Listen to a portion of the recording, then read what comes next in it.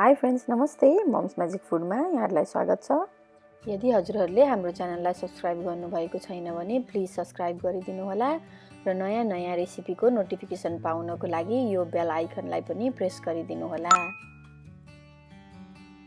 आज हामीले आलुको मिठो परिकार आलु दम बनाएर देखाउन जाँदैछौँ। यो आलु दम बनाउनको लागि धेरै समय पनि लाग्दैन र यो खाँदा पनि एकदमै मिठो हुन्छ।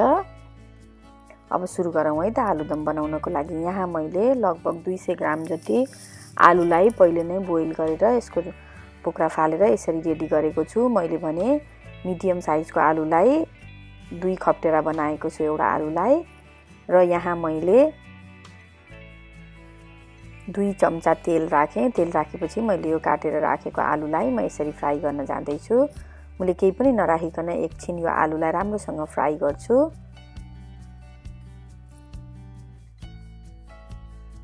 अब यसलाई यसरी फ्राई गरेर यो हल्का गोल्डन ब्राउन भएपछि मैले यसलाई निकालेँ।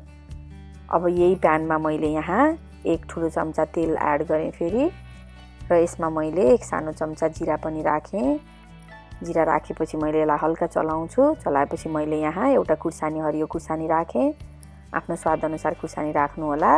बच्चाहरूको लागि हो भने खुर्सानी नराख्नु भए पनि हुन्छ। यहाँ मैले 1 ठुलो चम्चा थिचेर राखेको लसुन अदुवा पनि राखेँ। यो पेस्ट बनाएर राखे पनि हुन्छ। मैले भने यस्तो दरदराउँदो बनाएर कुटेर राखेँ।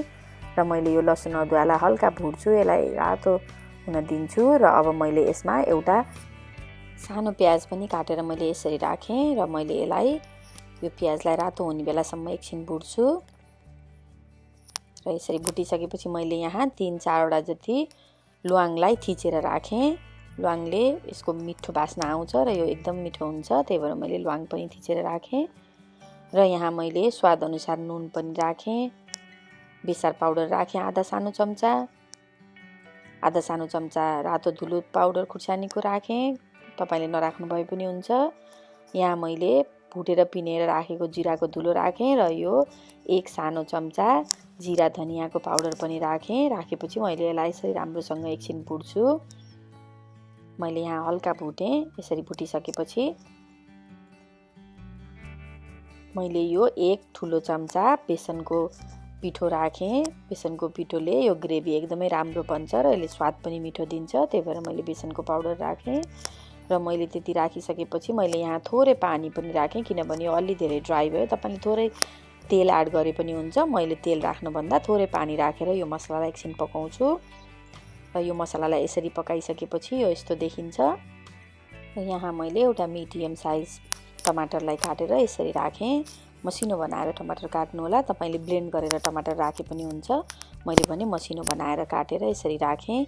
र यो टमाटरलाई मैले यसरी म्यास गरेर यसलाई पकाउँदैछु।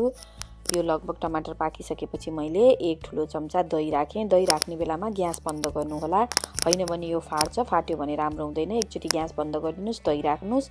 अब यसलाई एकछिन चलाउनुहोस् अनि अब भने ग्यास अन गर्नुहोस् र 2 ठुलो चम्चा जति पानी पनि राख्नुहोस्। पानी नराख्दा पनि हुन्छ।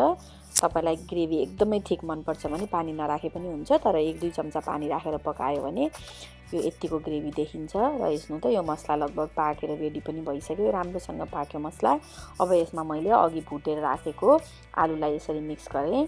अब यो आलु राखेपछि मैले यसलाई एकछिन राम्रोसँग पकाउँछु। सानो आगो बनाएर ढक्कन लगाएर पकाए पनि हुन्छ, होइन भने आलु अलरेडी पाकिसकेको भएर तपाईँले यत्तिकै खुल्ला यसलाई चलाइ राम्रोसँग पकाउनुहोस्। अनि नुन मसलाहरू यसमा सबै राम्रोसँग लाग्छ र यो हेर्नु त खानको लागि पनि रेडी भइसक्यो। तपाईँले पनि यसरी नै आफ्नो फ्यामिलीसँग बनाएर खानुहोला र हाम्रो च्यानललाई लाइक, कमेन्ट र सब्सक्राइब पनि गरिदिनु होला। हाम्रो च्यानल मन पराइदिनु भएकोमा धेरै धेरै धन्यवाद। Thank you.